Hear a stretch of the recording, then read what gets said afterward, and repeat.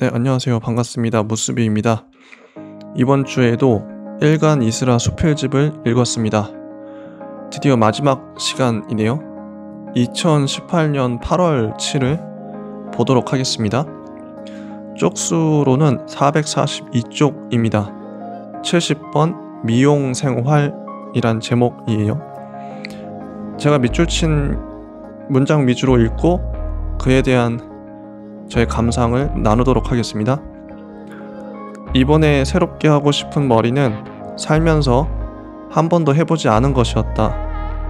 그것은 아주 심한 곱슬머리였다. 이 욕망은 예전에 본 애플의 광고에서부터 출발했다. 스파이크 존즈 감독이 제작한 환상적인 광고에는 가수 FKA 트윅스가 나온다. 홈팟에서 흘러나온 음악에 맞춰 움직이는 그 여자의 몸놀림이랑 표정이 너무 아름다워서 매일매일 떠오를 지경이었다. 바로 그녀처럼 심하게 곱슬거리는 머리를 하고 싶었다. 그을린 피부에 빠글거리는 흑발. 원장님은 직원들에게 지시했다. 세게 말아요. 아주 그냥 시게 말아버려. 그러자 직원들은 정말이지 거센 손놀림으로 빡빡하게 롤을 말기 시작했다. 두피가 지끈지끈 아팠지만 뷰티풀 컬리 헤어를 위해 끙끙하고 참았다. 원장님이 말했다. 딱 보니까 자기는 개성있는 스타일로 가야 돼. 나는 그저 웃었다. 자신이 처음으로 개업한 미용실의 이름이 뭔지 아느냐고 그는 내게 물었다. 뭔데요? 개성시대야, 개성시대. 나는 개성에 관한 그의 오래된 열망이 웃겨서 막 웃었다. 그게 몇 년 전이에요? 30년 전이야. 내가 지금은 늙어가지고 개성이 많이 사라졌지만 젊었을 때는 정말 눈에 띄는 스타일이었어. 나는 뒤를 돌아보고 말했다. 지금도 정말 눈에 띄세요. 내 머리통 전체에 자잘할 롤이 점점 더 추가되는 와중에 그는 자신이 젊었을 적 파리를 여행하며 얼마나 많은 인종의 머리를 만져봤는지 이야기하기 시작했다. 다양하게 보고 만져야 미용사의 역량도 늘어난다고 황조했다. 그래야 개성이라는 게 생겨요. 거울 속 내 머리는 정확히 우리 친할머니와 외할머니의 머리와 똑같았다. 파리 미용실의 할머니들과도 같은 스타일이었다. 6살의 머리에서 60살의 머리로 점프해버린 내 모습이 감동되지 않아서 그날 내내 거울을 못 봤다. 다음날 나를 목격한 나의 친구 양은 말했다. 네 머리는 마치 큰 내기에서 진 사람이 벌칙으로 어쩔 수 없이 한 머리 같아. 일반인이라면 그런 머리는 절대 돈 주고 하지 않을 거야. 나는 곱슬머리 속에 손가락을 집어넣고 한숨을 쉬었다. 그러자 양이 빈정거리며 덧붙였다. 물론 너는 일반인이 아니지. 일반인이 아니면 뭔데? 너는 일간 이스라의 이스라지. 팔로워도 1만 명이나 되잖아. 나를 한껏 조롱한 뒤 양은 어디선가 볼펜과 연필을 가져와 내 머리에 꽂기 시작했다. 거의 12자루가 꽂힐 지경이었다. 잘하면 내 파마 머릿속에 5만 원짜리 비상금도 숨길 수 있을 것 같았다. 재밌죠? 재밌는 에피소드입니다. 자, 다음 71번 낯선 신체라는 제목이에요. 내 귀는 아주 작다. 복희는 내 귀를 볼 때마다 9살 이후로 귀의 발육이 멈춘 것 같다고 말했고 류와 울은 뭐랄까 구워 먹음직스러운 귀라고 말했다. 한입 크기의 야들야들한 피부와 연골, 이 작은 귀 두 짝을 얼굴 양옆에 달고 살아간다. 무수한 소리와 음악과 말과 진동이 여기로 흘러들어왔다. 입을 닫고 있을 때에도 귀는 언제나 별 수 없이 열려 있었다. 잘 듣거나 오래 듣는 능력과 귀의 크기는 상관이 없는 듯하다. 가끔 애인의 커다란 귀를 만지작거리다가 내 작은 귀로 손을 옮기면 이상한 느낌이 든다. 아참 이게 나지 하고 새삼스러워진다. 내 것이지만 손가락이나 발가락처럼 움직일 수 없는 부위. 간혹 귀를 움직일 줄 아는 애들이 있었다. 몸을 자유자재로 가지고 노는 건 신기한 일이다.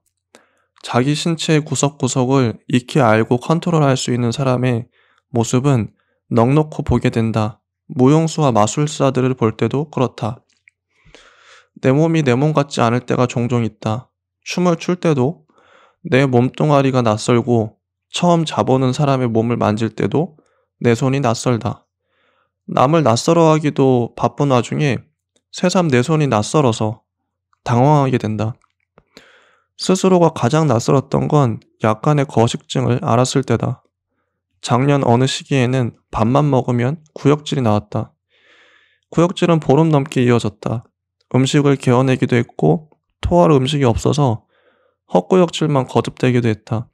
거울을 보면 얼굴이 흑빛이었다. 의지와 상관없이 음식을 토해내는 위가 도무지 이해되지 않았다. 병원에 갔어요. 병원에 갔는데 선생님은 시민성 질환이라고 간단히 설명했다. 시민성이라는 단어는 아주 많은 단어들을 포섭하는 말이었으나 아무것도 해결 못하는 말이기도 했다. 그는 나를 지그시 바라보며 다정하게 말했다. 사는 게 쉽지 않죠. 그래도 어쩌겠어. 마음을 굳게 먹는 수밖에.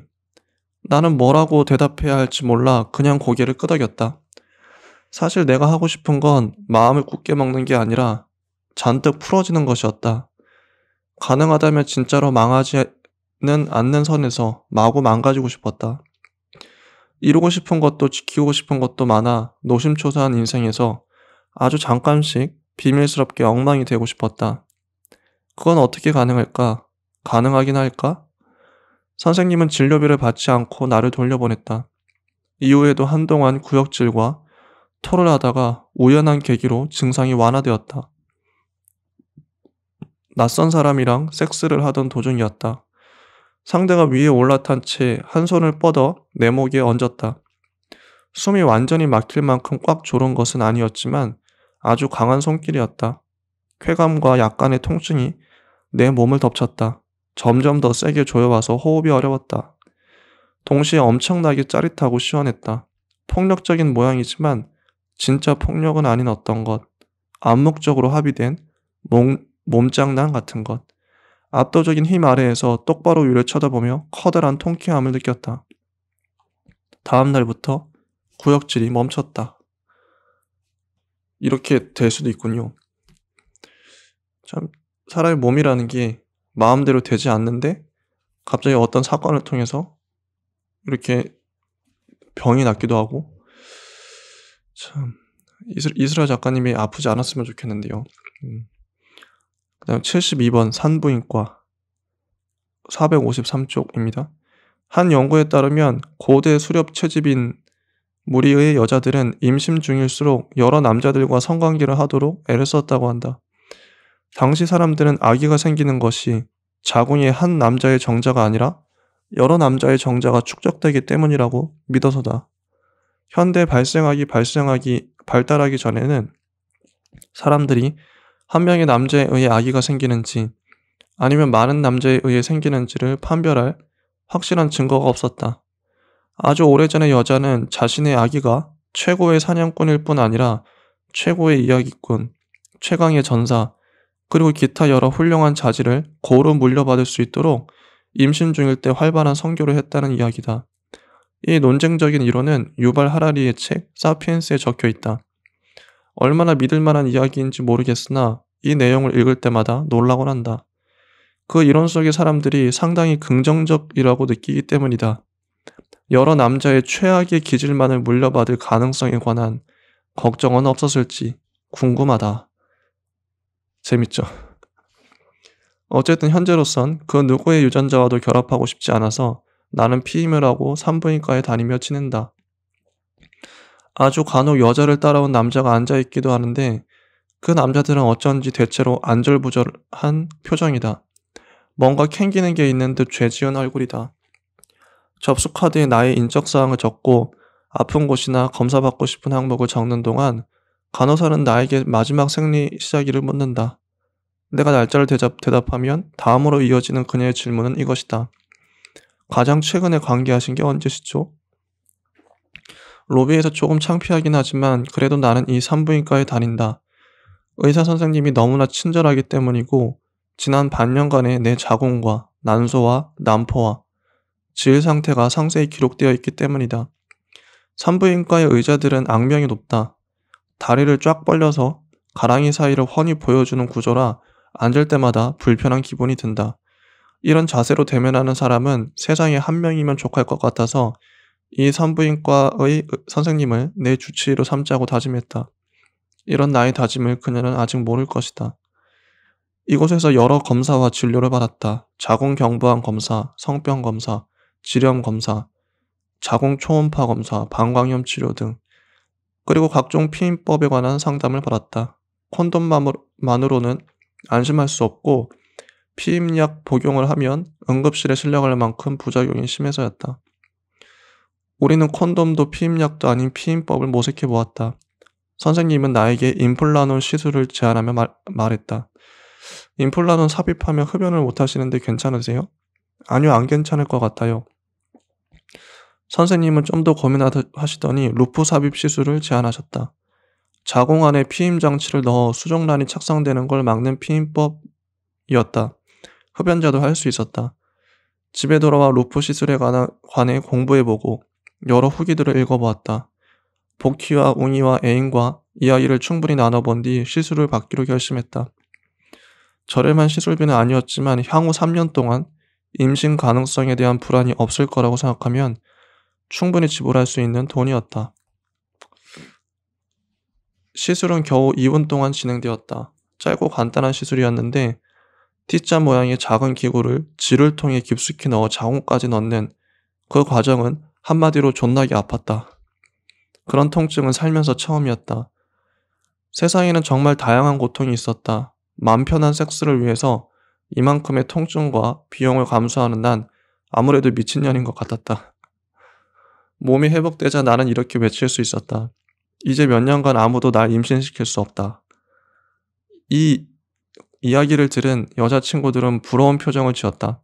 너 이제 무적이구나 라는 말도 덧붙였다. 임신 가능성이 차단되었다는 게 너무 기뻐서 나는 의사 선생님에게 뭔가 선물을 드리고 싶었다. 나는 선생님의 진료실에서 책과 카드를 건네드렸다. 선생님은 너무 깜짝 놀라며 내가 건넨 것을 받으셨다. 그녀는 곧장 만화를 펴서 찬찬히 읽어보시더니 이렇게 말했다. 이 만화는 너무 슬픈데요. 그 순간 뭔가 안심이 되었다. 이 만화의 슬픔을 바로 알아보는 사람이 내 산부인과 주치의라는 사실이 좋았다. 애인이 바뀌어도 주치의는 바뀌지 않을 거라고 예감했다. 이 글은 좋았던 이유가 남자인 제가 알지 못하는 여성들의 어떤 디테일한 사연을 알 수 있어서 참 좋았어요. 이게 수필의 힘이라고 생각합니다. 이런 수필을 앞으로도 많이 보고 싶어요. 여성들은 실제 이런 고민을 하고 이런 수술을 받기도 하는구나. 참 좋았습니다. 그래서 그 다음에 73번 Don't Take Me Home 이란 제목이에요. 오늘은 나눌 게 많은데 한번 보죠. 한번. 나에게 고향은 충농증의 동네로 기억된다. 코로 숨 쉬어 본 적이 거의 없는 동네. 매연과 쇠냄새와 드릴과 용접 소리의 동네. 남자 노동자와 남자 상인들의 동네. 자동차 부품 상가로 유명한 그 동네를 그리워하는 일은 거의 없다. 저도 충농증이 있어요.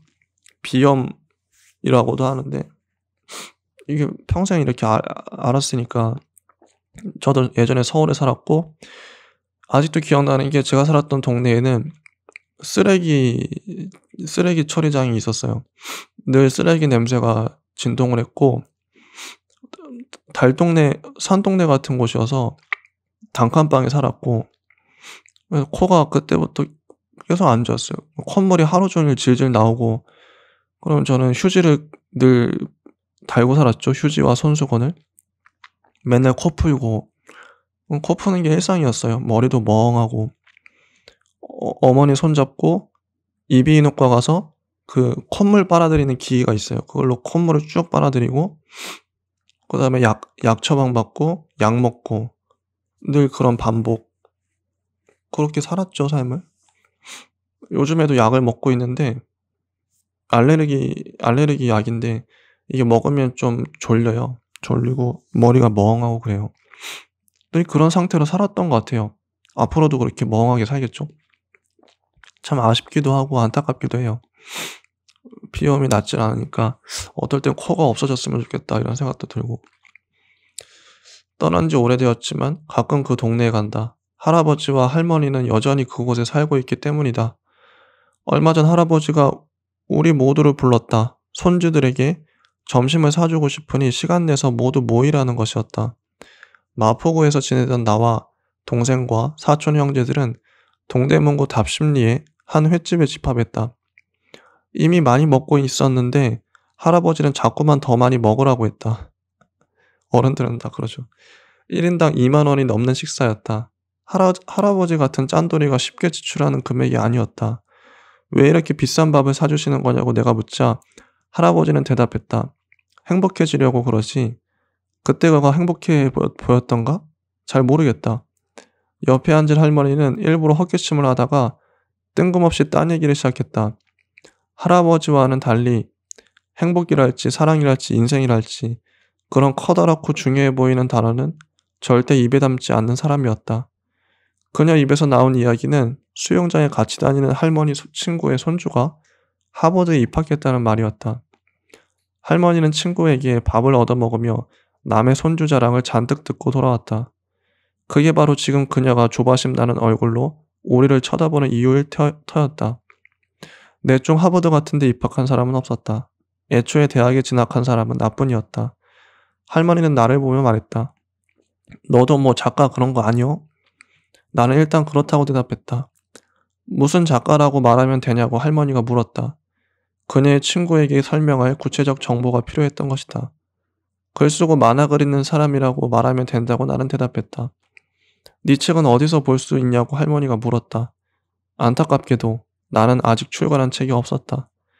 아직은 인터넷에서만 활동하는 작가라고 알려주세요. 뭐 이태원? 아니 이태원이 아니고 인터넷이요. 옆에 있던 할아버지는 그저 손주들의 사지가 멀쩡하다는 것에 감사하다고 말했다. 손주들은 그저 묵묵히 회를 먹었다. 우리는 조부모보다 가난했다. 이만큼 스키다시가 풍성한 횟집에 올 일은 잘 없었다. 이 동네는 낮 동안 남자 노동자와 상인들의 일터였다가 해가 지면 중년과 노년의 유흥장소로 변했다. 그곳에서 태어나 자라면서 나는 동대문구의 어른들이 어떤 옷차림을 하고 그것에 놀러 나오는지를 매일 밤 보았다. 할아버지는 마이어 모자를 벗어놓고 화장실에 갔다. 내가 어렸을 때 그는 종종 자신의 오줌빨이 얼마나 센지 자랑했다. 앉은 자리에서 맥주 피처 3병을 연이어 마시고는 아주 길고 세찬 소변을 보러 가는 사람이었다.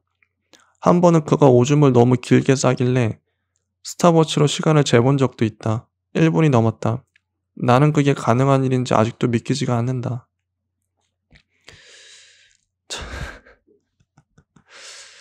이런 이야기.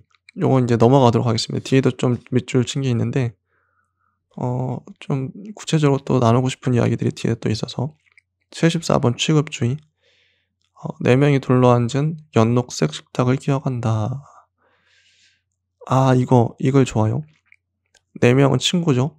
4명은 모두 다르게 지냈지만 글을 썼거나 쓰고 있거나 쓸 예정이라는 점이 비슷했다.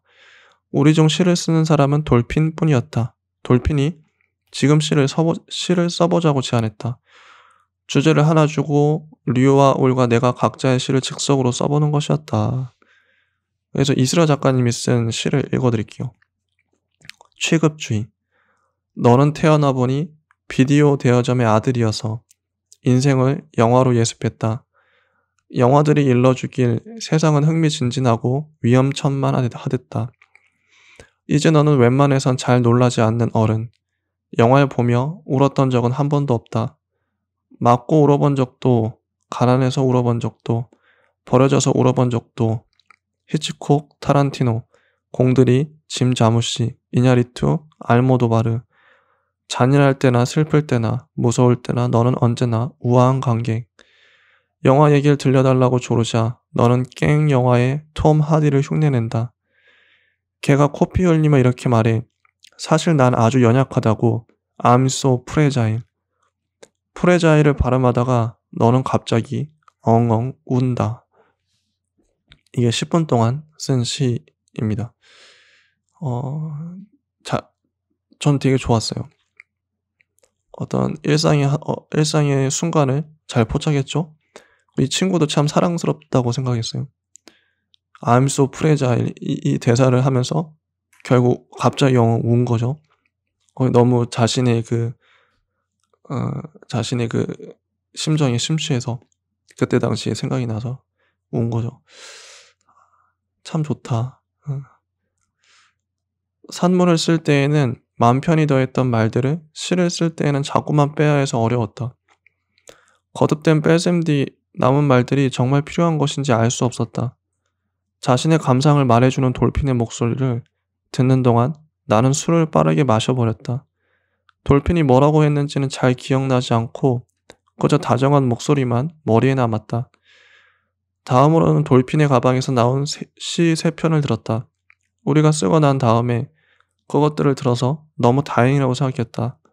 쓰기 전에 들었다면 부끄러워서 한 글자도 못 썼을 것이다. 미래에는 돌핀의 시가 담긴 시집을 서점에서 만날 거라고 예감했다. 시가 뭔지 여전히 모르겠지만 10분 만에 시를 써보려고 애썼던 그날을 종종 기억한다. 혼자라면 절대 안 할 일을 떠밀려서 해본 많은 날들 중 하나였다. 시의 일 중 하나는 부상당한 이들을 돌보는 것이라고 존 버거가 그랬는데 정말일까? 시를 떠올릴 때면 취약하고 부서지기 쉽고 읽기 쉬운 어떤 것들을 생각하게 된다. 그래서 정말 잘 다뤄야만 하는, 주의 깊게 취급해야 하는 어떤 것. 그렇죠. 시만이 포착할 수 있는 어떤 순간이 있죠. 저도 시를 읽어봐야겠어요. 그 다음에 75번 말보다 앞서는 몸. 자정 넘어 마감을 한 뒤 뛰러 나가는 밤이 잦은데 오늘 밤엔 비가 쏟아져서 못 나가겠다. 매일 많은 사람을 만나고 예기치 못한 곳에서 온갖 피드백을 듣는 요즘에는 달리기가 더욱 중요해졌다. 달리는 동안에는 내 몸뚱이랑 숨소리랑 스쳐가는 풍경만 실감났다. 잘 혼자가 되려고 달리기를 해왔다. 글쓰기나 달리기나 누가 대신해 줄 수 없다는 점이 비슷했다. 슬픔을 길 위에 버려가며 달렸던 날에는 몸에 있던 도끼가 빠지는 것 같았다. 달리는 건 누구에게도 침범받지 않고 누구에게도 기대지 않는 영역이었다. 그래서 하마에게도 같이 달리자 그랬던 거죠.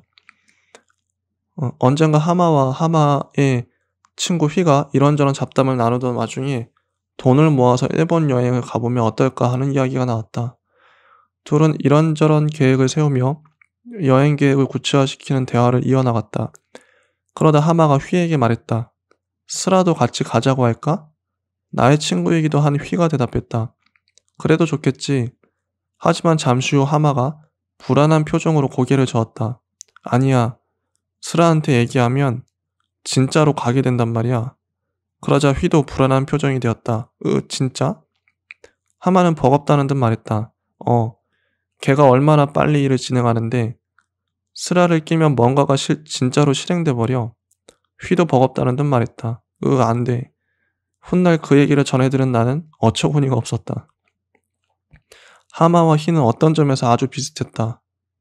무언가를 실제로 하는 것과 별개로 무언가를 하기로 마음먹는 데만 이렇게나 오랜 시간이 걸리는 사람들도 세상에 있다는 것을 하마를 만나며 배웠다.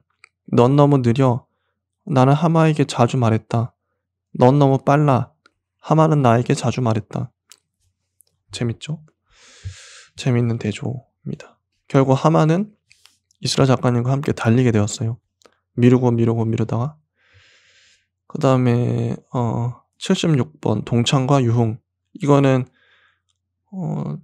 2005년부터 2009년까지 같은 중고등학교를 다녔던 친구들을 만나서 술 마시고 놀았던 얘기, 그런 겁니다. 넘어가고 77번 타미가 있는 삶. 아침마다 예기치 못한 고통에 신음하며 잠에서 깬다. 타미가 내 명치를 밟아대기 때문이다. 배가 고프니까 당장 사료를 달라는 뜻인데 내가 밥을 안 주고 잤냐 하면 절대 그렇지 않다. 늘 적당량의 사료를 주고 잠드는데도 이른 아침마다 그는 내 명치를 꼭꼭 밟아댄다. 강제로 일찍 기상하는 게 너무 귀찮아서 몇 번은 아주 많은 양의 사료를 주고 자보기도 했는데 얼마나 주든 간에 그는 새벽 내내 다 먹어치우고 아침에 나를 짓밟으며 깨운다. 태어난 지 4년째인 타미는 6kg에 육박하는 뚱뚱한 고양이다. 웬만한 볼링공보다 무거운 그의 발길질은 위협적이다. 너무 피곤해서 이불을 벗어나기 싫을 때면 그가 아무리 명치를 세게 밟아도 자는 척을 한다. 그럼 그는 내 귀에다 대고 소리를 지른다. 꺄꺄 라고 옮겨 적는 게 적당하겠다. 나랑 같이 사는 고양이는 어쩐지 야옹하고 우는 법이 없다. 꺄 하고 울거나 악 하고 울거나 왜 하고 운다. 가끔은 응망? 엄망? 하고 울기도 한다. 어떻게 울든 다 쌩까고 자는 척을 하면 그는 펄쩍 점프하여 책상에 올라간다. 그러고는 책상에 있는 볼펜과 파우치와 라이터와 핸드폰 등을 하나씩 바닥에 떨어뜨린다.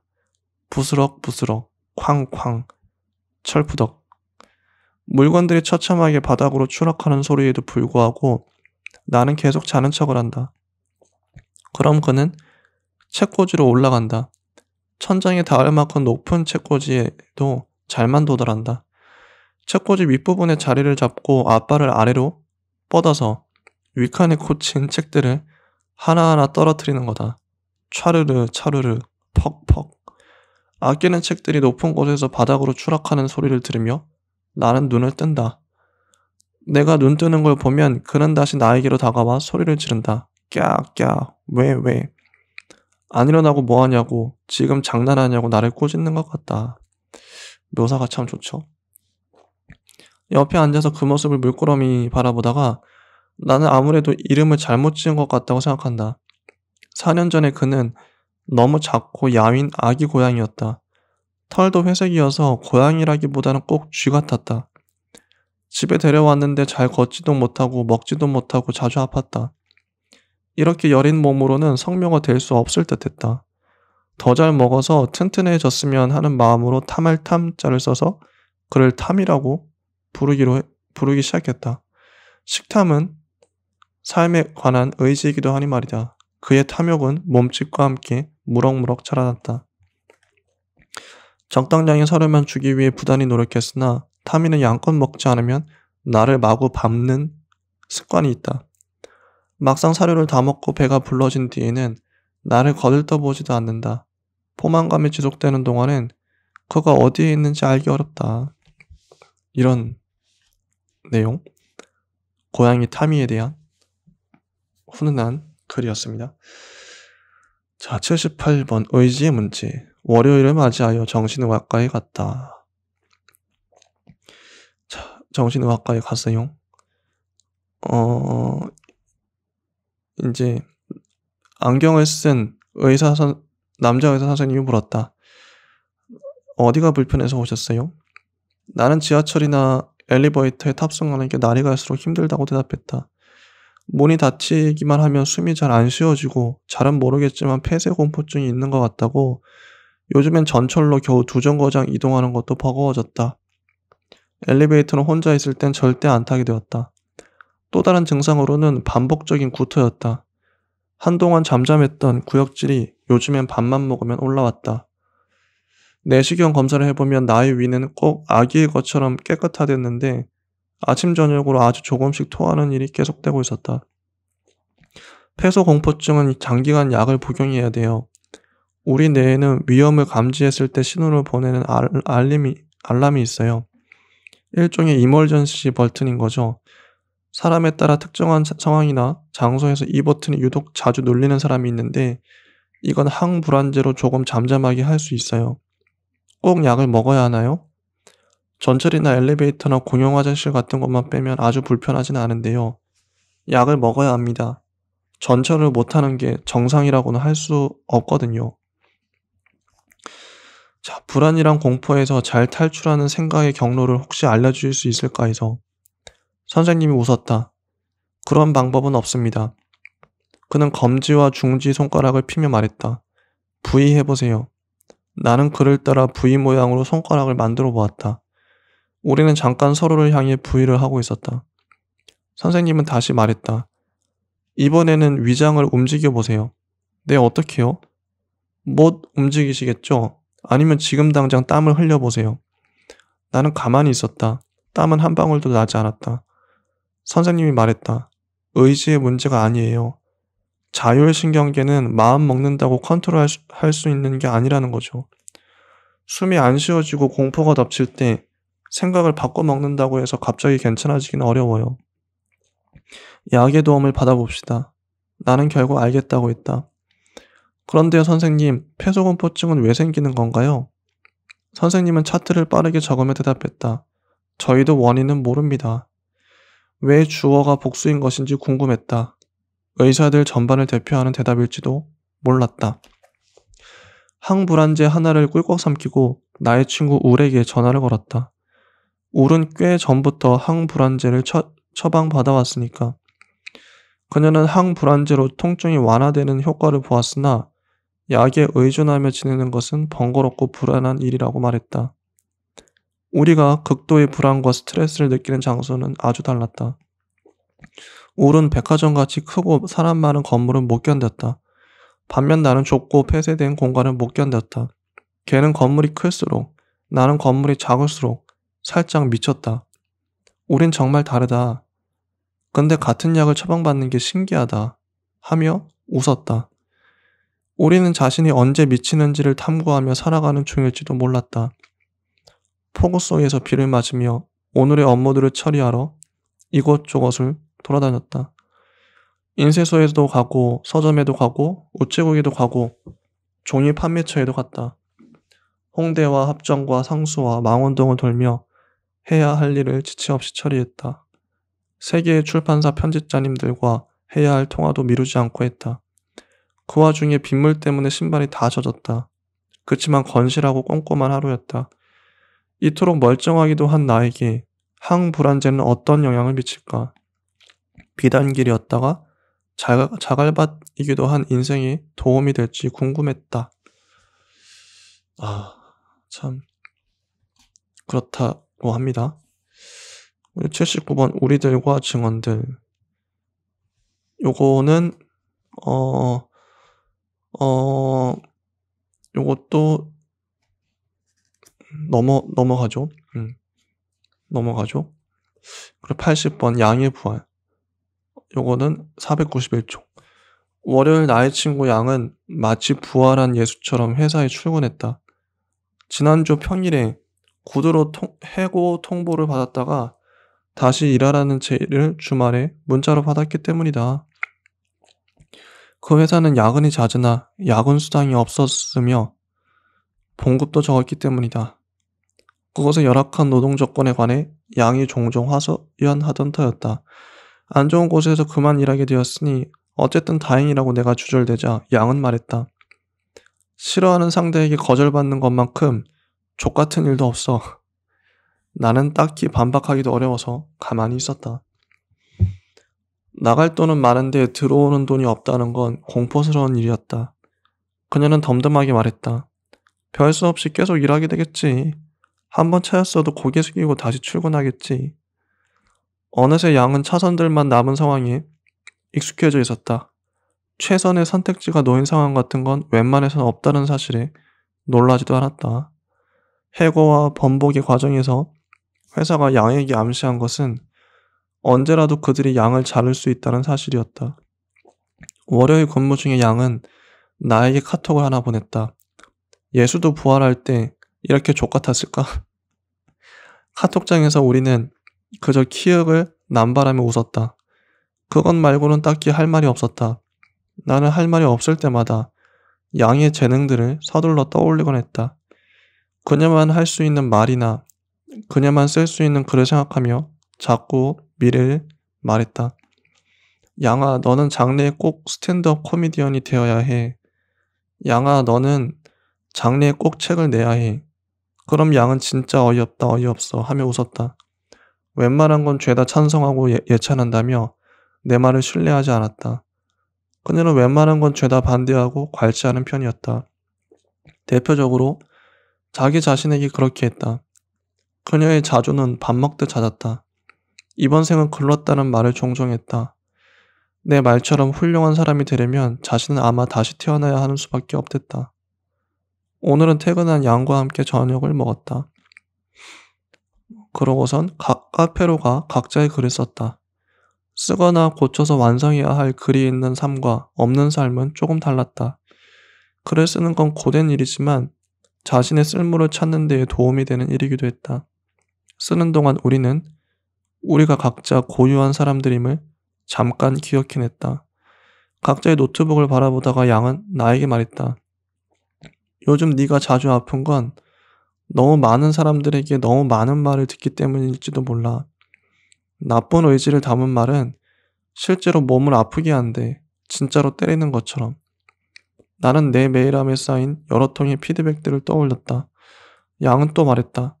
너는 나와는 달리 언제나 최선의 선택을 하며 살아가잖아.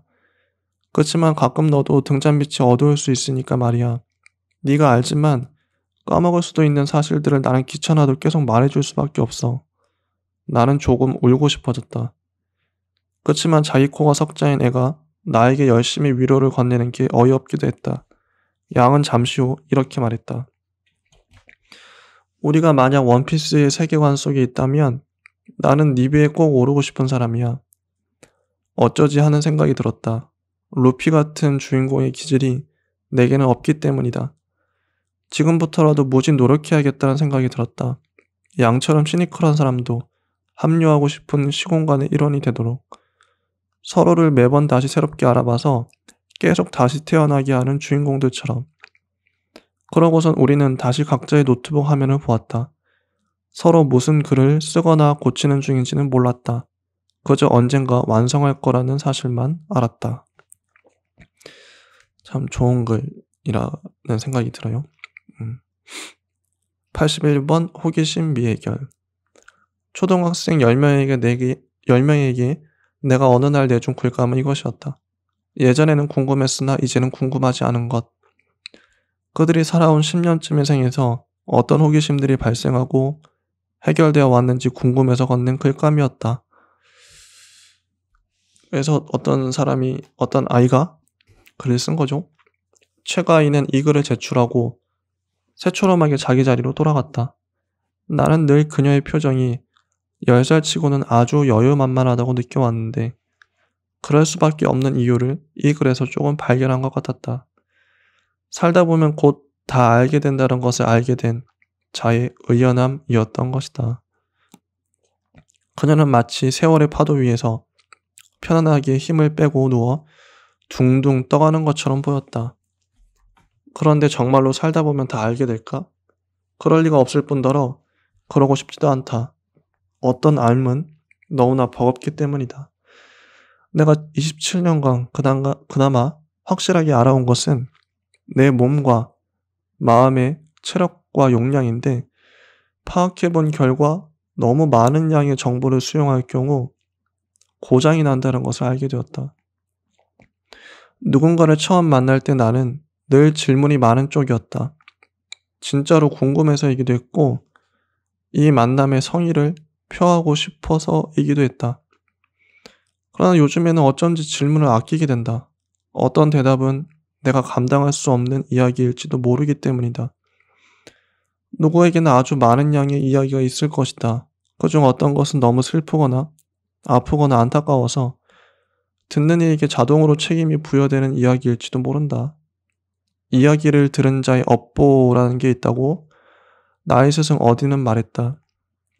몸과 마음에 자주 탈이 나는 요즘엔 혹여나 얼떨결에 그런 업보를 떠안게 될까봐 두려워하며 질문 전에 숨을 고른다. 어떤 호기심은 미해결로 둔 채 면죄부를 얻고 싶은 것이다.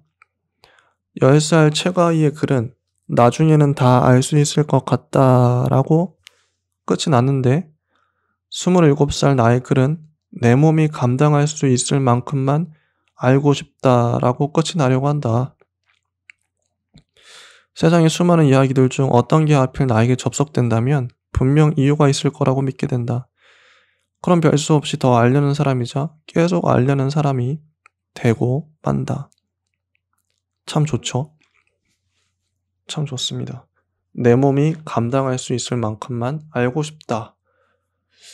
근데 저는 요즘에 저는 어떤 것도 알고 싶지 않다. 다 필요 없어. 다 귀찮아. 다 너무 부담스러워. 이런 생각도 들고 또 한편으로는 모든 걸 알고 싶어.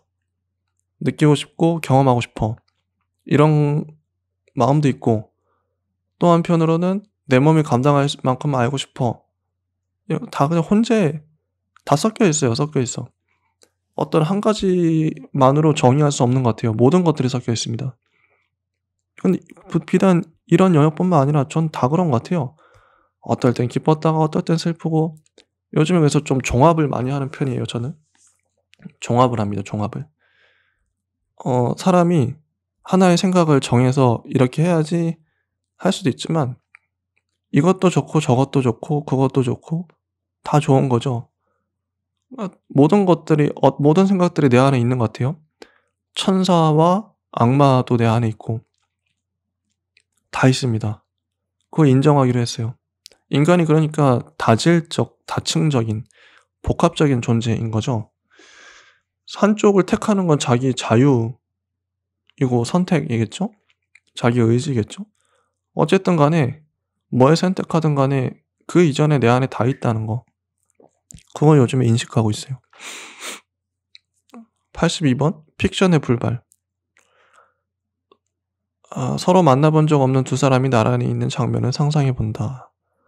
복귀와 어딘이다. 요거도 넘어가기로 하겠습니다. 왜냐면 글이 관념적이기 때문이죠. 전 구체적인 글을 좋아해요. 이것도 뭐 취향이죠, 취향. 근데 어떤 조금이라도 관념성으로 간다 그러면 좀 바로 뛰어넘겠습니다. 그러니까 생각으로 쓴 글이 있고 추상으로 상상으로 쓰는 글이 있고 구체로 실제로 사건으로 쓰는 글이 있죠. 전 구체를 좋아합니다. 추상보다. 글은 그래야 된다고 생각해요. 자, 83번 타국의 우리. 이것도 타국에서 엄마를 만난 거죠. 이슬 작가님 아파서. 이것도 넘어가겠습니다. 84번 꿈거래. 나의 친구 양에게 꿈을 팔았다. 팔았다는 내용이에요. 요것도 넘어가 보는.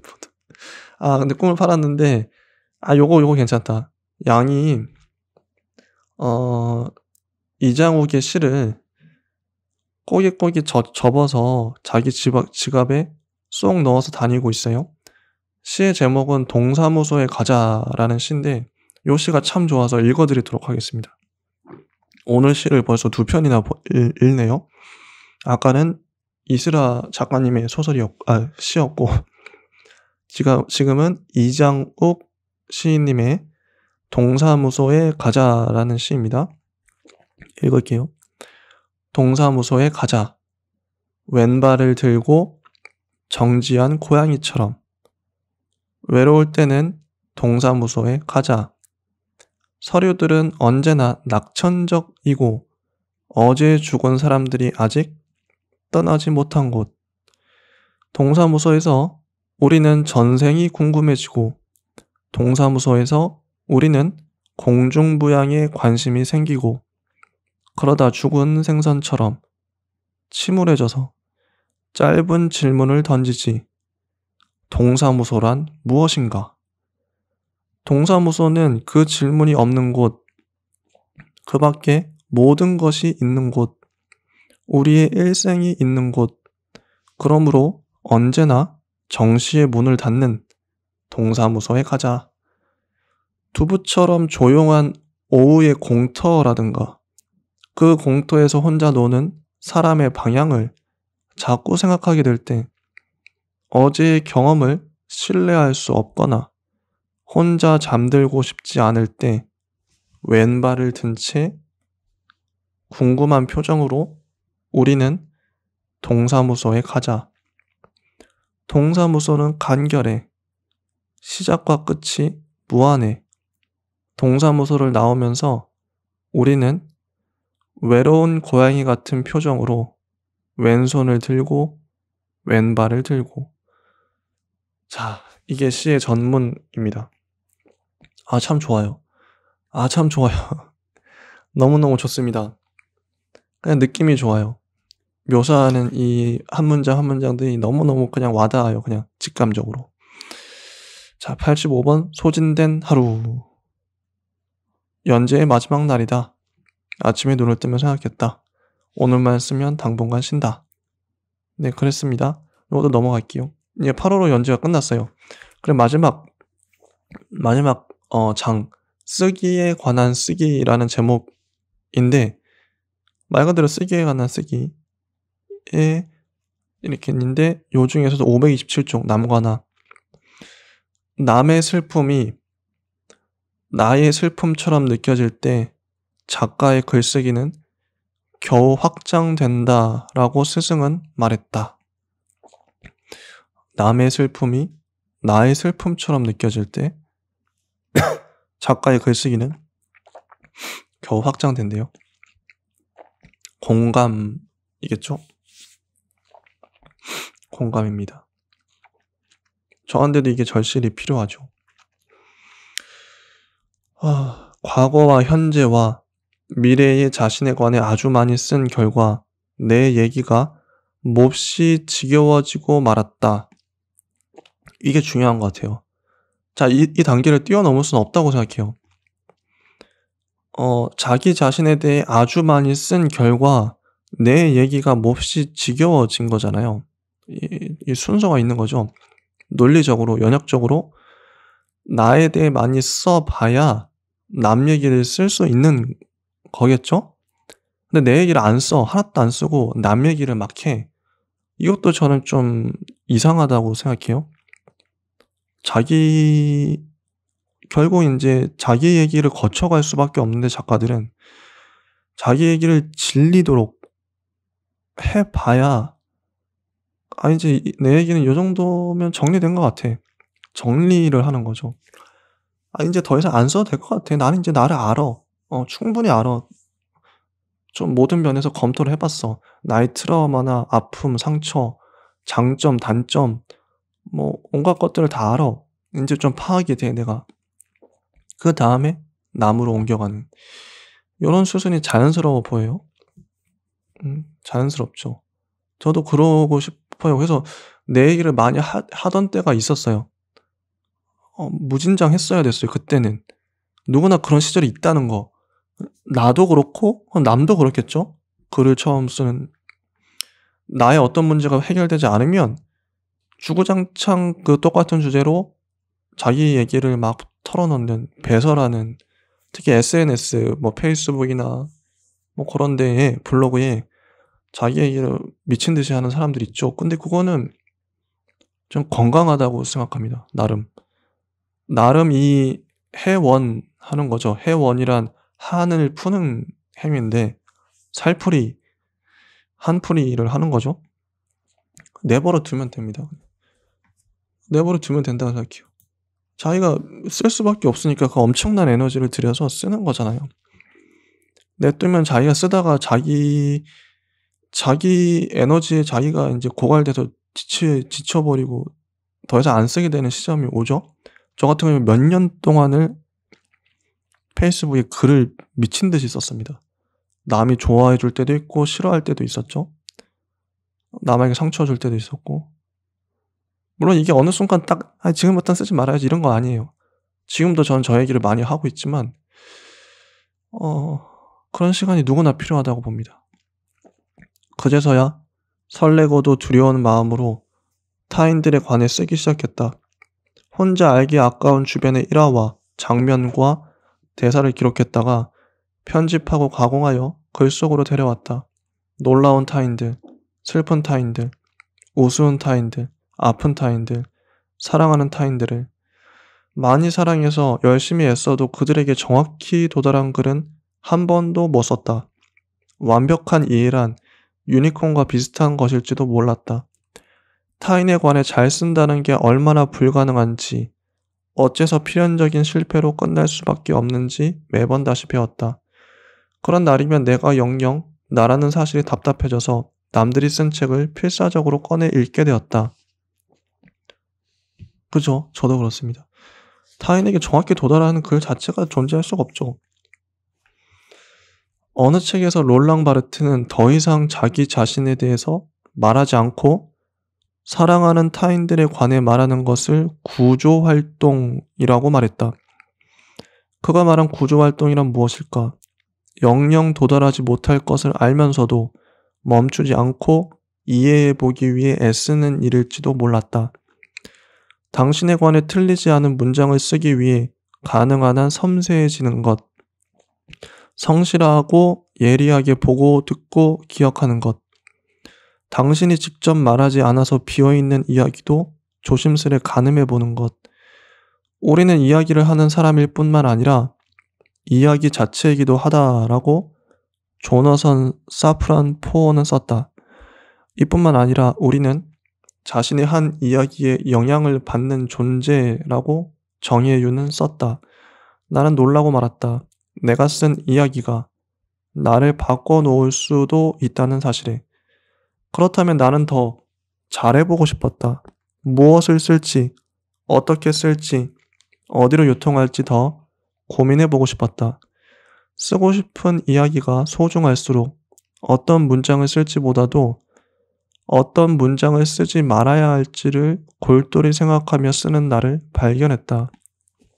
이 지점이 정말 중요하다 생각해요. 어떤 문장을 쓸지보다도 어떤 문장을 쓰지 말아야 할지.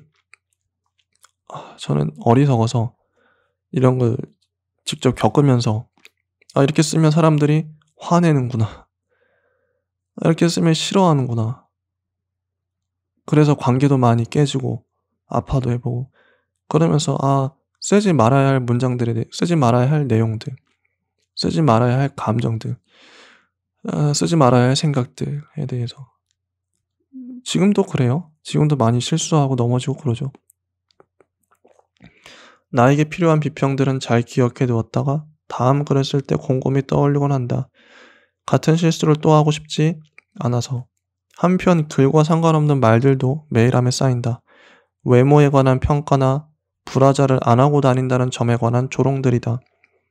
그런 문장들은 금방 잊어버린다. 하찮은 이야기가 나를 함부로 바꿔놔서는 안 되기 때문이다.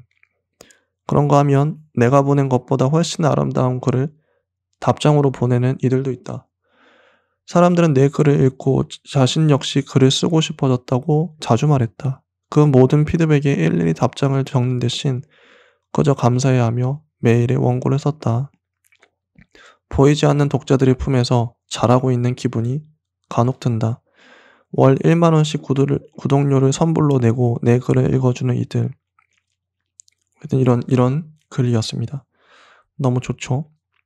그 다음에 원고료에 관한 생각들, 이 글도 좋았습니다. 이 글도 좋았고, 그 다음에 이제 마지막 장. 일간 이스라, 혹은 이스라, 그리고 스라에 관하여. 이거는, 추천사 같은 글이에요. 이스라 작가님의 글이 아니라 일간 이스라 수필집을 출간하면서 추천사를 이스라 작가님의 지인과 친구와 스승들이 써준 글이죠. 모아놓은 건데 너무 좋습니다. 너무너무 좋아요. 다 읽어드리고 싶지만 시간이 아쉽게도 벌써 50분이 넘어갔네요. 몇 편만 보도록 할게요. 일간 이스라를 추천하며 김선아, 돌핀 킴이란 이름으로 이스라 작가님의 글에 나오는 친구입니다.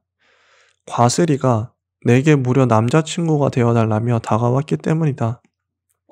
아쉽게도 나는 남자친구 같은 것은 되어줄 수가 없는 성별의 사람이었고 덕분에 우리는 좋은 친구로서 미래를 기약할 수 있었다. 스라는 자신과 주변의 이야기를 들려줄 때마다 스스로의 경솔함을 경계하는 말을 덧붙이거나 앞세우곤 했다. 처음에는 우리의 첫 만남 때문이라고 생각했으나 머지않아 그것이 나와의 대화에서만 꺼내지는 말들이 아님을 알게 되었다. 자신과 타인을 대함에 있어 안일하거나 섣부른 태도를 취하지는 않았는지 끊임없이 점검하고 반성하는 일은 얼마나 고되고 번거로운가. 한 인간의 삶에 수많은 레이어가 켜크에 쌓여 있음을 알고 그 한 겹을 진정으로 이해하고자 노력하는 이가 아니고서는 지속해나 하기 어려운 태도일 것이라 감히 짐작해 본다. 창작자에게 유심함이란 작품이 후져짐을 막아주는 소중한 무기인 동시에 창작자 자신의 살을 향해 겨눈 칼날이기도 하다. 유심함이죠. 아프고 부끄럽고 아쉽다는 말을 연재의 말미마다 보태오면서도 반년간 글로써 누군가를 무해하게 울리고 웃겼다. 그 누군가는 바로 나인데 공사가 다망하여 서 있기도 힘든 상태로 귀가했던 어느 날에는 요가 매트 위에 누워 유럽에서 날아온 수필을 읽으며 씻으러 갈 힘을 내기도 했고, 사랑이 부재하여 몸에 바람이 스미던 날에는 앤 카슨의 시로 이어지는 연애담 덕분에 체온이 조금 올라가기도 했다. 나의 혈육에게서 찾아볼 수 없는 유머를 글 속에서 발견했을 때에는 없었던 희망이 돋아나기도 했고, 내가 모르는 이들의 생활을 그의 유심하고 따뜻한 시선을 통해 들여다봄으로써 함께하는 듯 덜 외로워지기도 했다.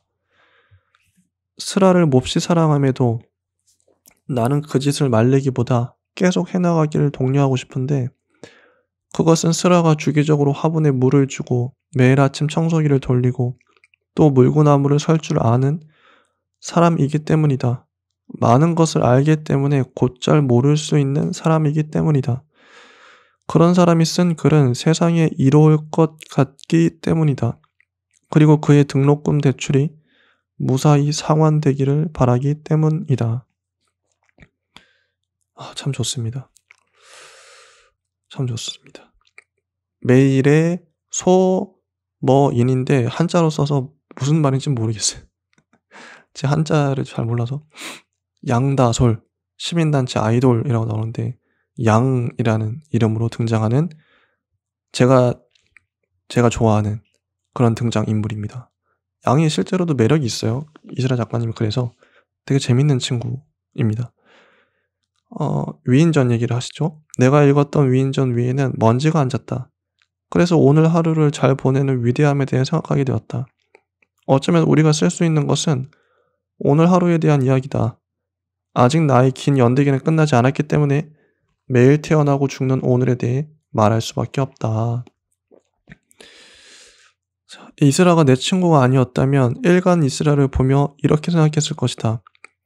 어떤 미친 사람이 하루에 한 편씩 글을 완성해내야 하는 개미지옥으로 자신을 밀어넣었나. 그러나 내가 그의 친구임을 기억해낸 나는 곧 이렇게 생각할 것이다. 재주 많은 내 친구는 어찌하여 방구석에 처박혀 매일 글을 쓰는 사람이 되었나.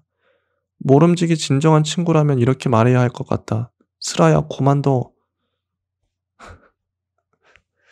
자, 참 이 글도 참 재밌습니다.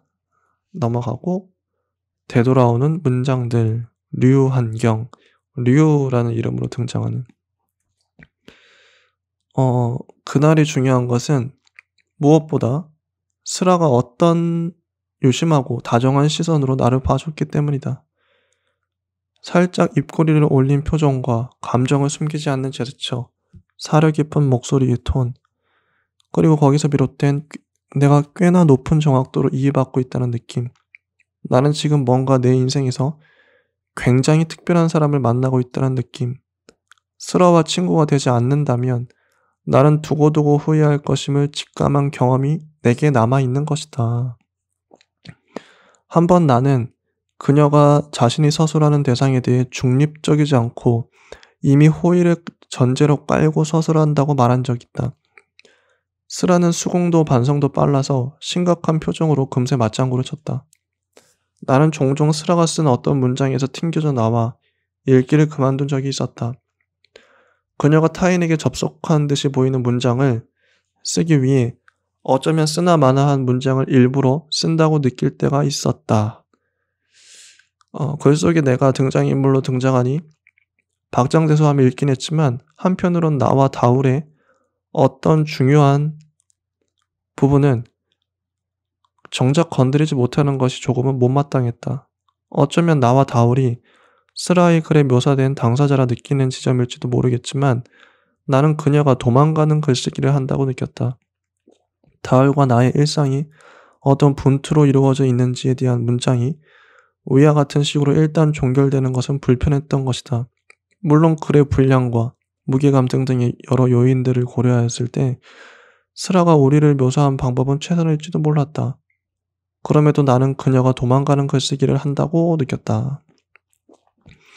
그리고 이러한 글을 읽고 나서 나는 누군가에 대해 자세히 생각하는 스라의 모습을 잊고 있었다는 사실을 깨달았다. 기특하고 영리한 아이들을 생각하고 하면서 나는 내가 때때로 거부감을 느꼈던 그녀의 어떤 문장들이 있노라고 썼다. 하지만 이제 와서 생각해보면 그것은 피한 흔적이 아니라 실은 시선을 떼지 않으려 했다가 잠시 나가떨어진 흔적일 뿐일지도 모르겠다. 도망갔으면 아예 되돌아오지도 않았을 것이니까. 그녀가 솔직하게 적어내는 문장들은 도망치기 위한 문장이 아니라 되돌아온 흔적으로서의 문장일지도 모르겠다. 그리고 그녀는 되돌아와 이렇게 훌륭한 글을 쓴다. 좋죠? 그 다음 일간 이스라 추천사 이다울 지망생을 지망하는. 내가 코미디에 일가견이 있는 것은 아니지만 이스라는 기본적으로 시트콤 라이프를 살고 있는 것처럼 보인다. 그녀는 이야기를 시작할 때 종종 놀라운 일 한 개를 말할 것이라고 호언장담을 한다. 시트콤에서 돋보이는 과장과 과잉의 미학은 그녀를 키운 어른들로부터 이미 전수받은 것이었다. 나는 유년기부터 청소년기까지 순풍산부인과, 안녕 프란체스카, 하이킥 시리즈, 감자별 그리고 윤성호 감독의 모든 짧은 웹 시트콤을 보는 것에 가장 긴 시간을 쏟았다. 내가 시트콤에 감탄했던 것은 매회 새로운 자충우돌이 벌어지는 것과 조금 유치해도 덜 식상한 로맨스, 이마를 딱 칠 만한 풍자에 있었다. 그리하여 이스라가 매일 수필 한 편을 연재하겠다는 사실을 밝혔을 때 그녀의 시트콤 라이프가 활자화되는 것에 대한 기대를 품지 않을 수 없었다. 주말을 제외한 평일에 매일 연재하는 시스템 또한 대다수 시트콤의 것과 닮아 있었다. 자, 뭐 이런 얘기들 뛰어넘고, 그 다음에 또 뛰어넘고, 요조님도 이스라엘 꽁무니를 쫓기에 앞서 라는 글로 좋은 글을 써주셨어요. 이스라엘 글을 애독한다. 아니 이스라엘 삶을 애독하는 것에 더 가까울지도 모른다. 그는 결코 귀찮아하지 않는다. 못하는 것을 알고 잘하려고 하는 것, 잘하는 것을 계속 잘하는 것, 하기 싫은 것을 하지 않는 것, 만나는 사람들의 빛나는 순간을 포착하며 계속 이것저것 물어보고 듣는 것. 나는 이 뜨거운 애를 최대한 곁에 두고 오래오래 그 열을 쬐면서 살고 싶다. 그러면 나도 귀찮음으로부터 언제나 안전할 것 같다. 나는 앞으로 최대한 훌륭한 사람들을 따라하고 흉내내면서 살고 싶다고 공공연하게 말하고 다닌다. 내가 점점 이스라와 너무 비슷해지더라도 부디 나를 욕하지 말아주길 바란다. 자, 그 다음에 557쪽. 이 글을 한번 읽어드리고 싶어요. 조용한 혁명, 아직은 아무도 모르는 이란 제목으로 김현아 작가님, 이스라 작가님의 스승이죠. 스승 어딘입니다. 어딘. 이 글이 참 좋았어요. 정말 좋습니다. 읽어볼게요. 안 돼. 너무 힘들어. 다시 생각해봐. 일간 이스라 기획을 들었을 때 내가 한 첫 말이다. 글을 써본 인간이라면, 마감이라는 것을 해본 인간이라면 누구나 비슷한 반응을 했을 것이다. 이스라는 회의를 마치고 나오는 중이었고 나는 회의를 하러 들어가는 길이라 긴 이야기를 나눌 수는 없었다. 일을 끝내고 집으로 돌아오는 중에 문득 박경리 선생을 비롯한 당대의 쟁쟁한 작가들이 신문 연재를 했다는 사실이 떠올랐다. 카톡을 보냈다. 생각해보니 신문 연재하던 작가들이 있었다. 그것도 일간이었지. 맷집이 생기는 작업이었고 그만큼 혹독했지만 그래서 대하소설 같은 대작이 나오기도 했다. 너무 소진된다는 느낌이 아니라면 하고 싶은 대로 언제까지 해도 좋겠다는 생각으로 바뀌었다. 첫 글을 받아보고서야 나는 이것이 혁명의 시작임을 알았다. 아직은 아무도 모르는 기존의 작가와 독자의 관계를 사뿐히 배반하며 글이 직거래되는 현장은 소수라고 오롯했다. 중간 유통망을 모두 제거하고 이토록 정면으로, 이토록 성큼 마주하다니. 작가와 독자가. 위험하지만 매혹적인 실험이며 모색이었다. 본격적으로 일간 이스라엘을 받아보고서는 아이쿠야 했다. 신문 연재는 소설이었다. 전체 줄거리가 있고 구성이 있고 등장인물이 있고 사건이 있고 그러니 작가도 그에 맞춰 예측 가능한 이야기의 길을 만들어가면 되는데 일간 이스라는 매일매일 완전히 다른 종류의 글을 써야 하는 일이었다. 즉 신문 연재 소설이 무엇을 쓸 것인가는 정해두고 어떻게 쓸 것인가를 고민하는 일이라면 일간 이스라는 무엇을 어떻게 쓸 것인가를 두고 날마다 속을 태워야 하는 작업이었다. 치과, 카페, 집, 교실, 일본, 스위스, 다양한 공간에서 가족, 애인, 친구, 학생, 외국인 등등 무수한 인물들이 등장했다.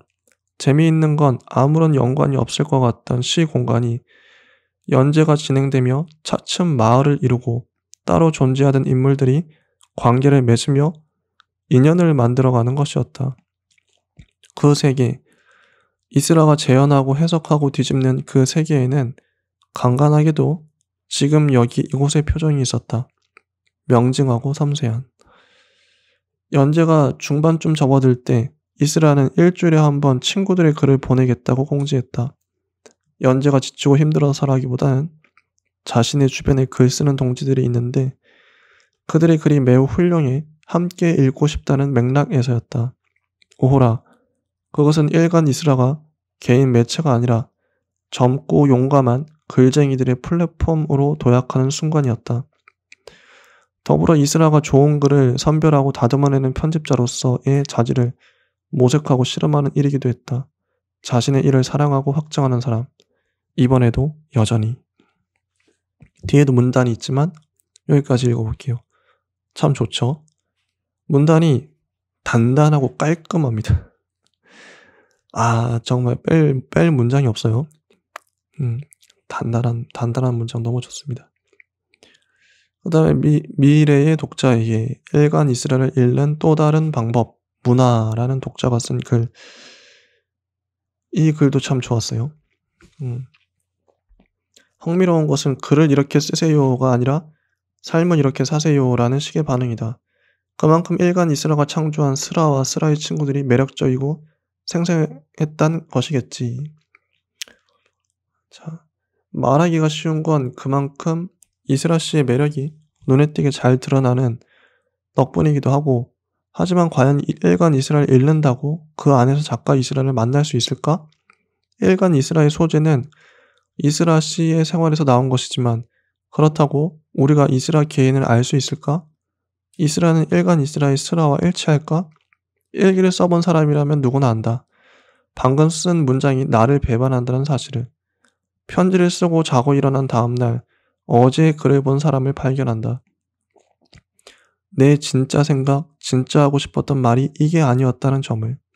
시간이 흘러 자기가 썼던 글을 다시 읽게 된 사람은 혼란에 빠진다.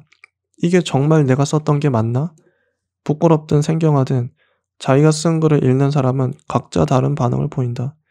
그러한 반응들은 근본적으로 글을 쓰는 목소리의 타자성과 연관을 맺는다. 이 목소리는 내 목소리가 아니라는 것. 다시 말해 나 자신이면서 내가 아닌 목소리라는 사실을 글을 써본 이들은 누구나 경험하게 된다는 것이다. 과장을 조금 보태자면 나는 이스라가 매번 어떤 거짓말을 요술처럼 꾸며낼까 기대하며 제목을 클릭했다.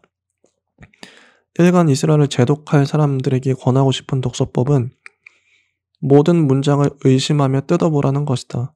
어떻게 그녀가 자신의 일상을 편집하고 선택했을지, 어떤 말들을 고르고 위장했을지 상상해보자. 그때 우리는 어느 틈에선가 불안해하며 웃으며 한편으론 도망가고 또 한편에서는 다가오는 이스라 씨의 꼬리를 슬그머니 볼 수 있을지도 모른다. 일간 이스라가 한 인간의 사적인 이야기 모음집에 그치지 않을 수 있는 비결은 기본적으로 이스라가 몸의 감각을 몸의 언어로 쓰고 있기 때문이다. 이때 스라는 몸을 지닌 모든 사람들을 대신하여 움직이고 이야기를 전해주는 존재다. 매일 전송되는 이 한편의 글에는 웃고 울고 느끼고 화내고 불안해하는 몸의 말들이 가득하다. 이토록 사랑스럽고 소중한 말을 어떻게 거부할 수 있을까? 일간 이스라의 작자는 미래의 스라를 의식하며 과거의 스라를 풀어놓는다. 기억은 문장 안에서 현재가 되며 새로운 독자와의 만남을 통해 끝없이 그 현재를 확장해 나간다. 읽는 사람마다 자기만의 스라를 만나고 만들고 그녀와 대화를 나눌 수 있는 기회. 이 글도 참 좋았죠. 일간 이스라 추천사 담이라는 친구가 쓴 글. 이 글도 참 좋아요. 이게 이제 마지막 추천사이기도 한데 참 좋은데 참 좋죠. 이 글이 마지막 추천사인 이유가 있는 것 같아요. 하지만 이 글은 읽지 않겠습니다. 왜냐? 당연하죠. 책을 사서 읽으실 분들이 있을 것이기 때문에. 작가를 작가를 생각하신다면 책을 꼭 사서 보시길 바랍니다. 제가 나눴던 이야기들은 극히 일부분에 불과해요. 저의 감상일 뿐이고요. 여러분의 감상을 듣고 싶습니다. 그게 중요하겠죠? 자신만의 감상. 일단 일간 이스라 슈펠집을 이번 주로 다 끝냈네요. 다음에는 어떤 책을 읽어야 될지 고민해봐야겠습니다. 네, 그동안 이스라 작가님과 함께해서 너무 행복했습니다. 요즘에도 계속 연재를 하고 계시죠? 네, 이스라 작가님의 글은 앞으로도 읽어보도록 하겠습니다. 지금까지 감사했습니다. 다음 시간에 또 찾아뵐게요. 감사합니다.